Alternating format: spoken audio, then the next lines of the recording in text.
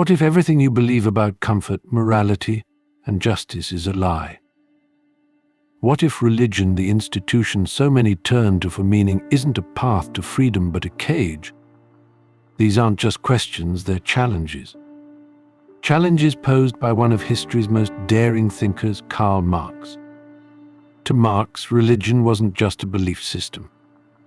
It was a mechanism of control, a powerful force that soothed the oppressed while binding them to their chains. But here's the twist: Marx wasn't interested in tearing everything down. He had a vision for what could rise in its place. Karl Marx was born in 1818 in Trier, Prussia, a town soaked in religious tension. His father, a lawyer, faced a stark choice: convert to Christianity or risk losing everything. This was no small decision, it was a surrender to the system. Watching his father wrestle with faith and power, young Karl began to understand that religion is personal and political. It could compel obedience, not out of belief but fear. Imagine being a child and witnessing this, your father, a man of reason, bowing to forces beyond logic. This clash of ideals left a mark on Marx. From an early age, he questioned what others took for granted. He saw the cracks in the system long before he understood the machine that created them. As a young man, Marx immersed himself in philosophy, captivated by Hegel's works. Hegel spoke of history as a process of contradictions, constantly moving toward resolution. But Marx wasn't content with philosophical abstractions. Where Hegel saw peaceful evolution, Marx saw the fuel for revolution. At university, Marx's fiery intellect earned him both admirers and enemies.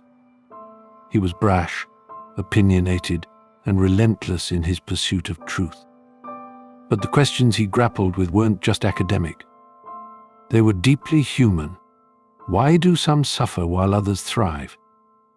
Is inequality inevitable? And most importantly, how does religion justify it all? By his mid-20s, Marx had formulated one of his most provocative ideas: religion is the opium of the people.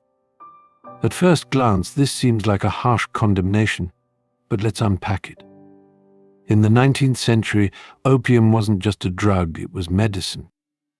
It dulled pain and offered relief, but only temporarily. Marx saw religion in the same light. It soothed the suffering of the oppressed, offering promises of heaven to distract them from the hell of their daily lives. Religion is the sigh of the oppressed creature, the heart of a heartless world, Marx wrote. To him, this wasn't just poetic. It was a devastating critique. Religion, Marx argued, provides comfort but at a cost. It keeps people passive, accepting their suffering instead of fighting the systems that cause it. Imagine being told that your pain has a purpose and that your struggles are part of a divine plan. This comforting thought demands obedience and discourages rebellion. Marx wasn't interested in merely criticizing religion. He wanted to know what lay beyond it. What happens when the veil is lifted and people see the world for what it truly is: a brutal system where wealth and power flow to the few while the many toil in misery? Marx believed the collapse of religious illusion would reveal a terrifying truth: a world without moral certainty. But he didn't see this as a disaster. He saw it as an opportunity. If people could face this truth and confront the void left by religion, they could begin to build something new, something better. But Marx's vision wasn't just about destruction. He imagined a world where people didn't need the promise of heaven because they had justice and equality on earth.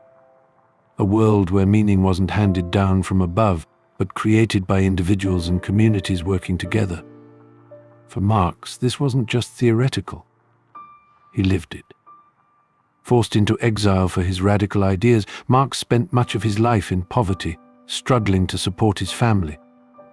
Yet even in hardship, he refused to abandon his vision. He believed in the possibility of a society in which exploitation was no longer inevitable, and religion's comforting illusions were replaced by collective action and shared purpose. Marx's personal life was a reflection of his philosophy. He married Jenny von Westphalen, an aristocratic woman who gave up wealth and privilege to stand by him. Together they endured years of exile and financial ruin, often pawning their belongings to survive. Imagine the conviction of holding on to a vision while your children go hungry and the world mocks your ideas. For Marx, the stakes were personal. His fight against injustice wasn't abstract, it was his daily reality. But Marx's critique went even more profound than religion. He questioned the very foundations of morality. What if concepts like good and evil aren't eternal truths but social constructs designed to uphold the status quo? What if the values we cling to, obedience, sacrifice, humility, are tools of control, not pathways to virtue? This is where Marx's ideas become genuinely revolutionary. He didn't just want to replace one system with another. He wanted to rethink society's structure and create a world where morality wasn't about submission to higher powers, but human solidarity and justice. Fast forward to the present, and Marx's questions remain as provocative as ever. In a world of staggering inequality, where billions struggle while a handful hold unimaginable wealth, does religion still serve as a tool of control? Does it still pacify us, keeping us from confronting the brutal realities of power and exploitation? Or is it time to let go of these illusions? To face the uncomfortable truth that meaning and morality aren't handed down from above, but must be created by us together? For Marx, this wasn't just a challenge, it was a call to action. He dared us to imagine a world where suffering isn't seen as inevitable, and where the structures that exploit the many for the benefit of the few are dismantled.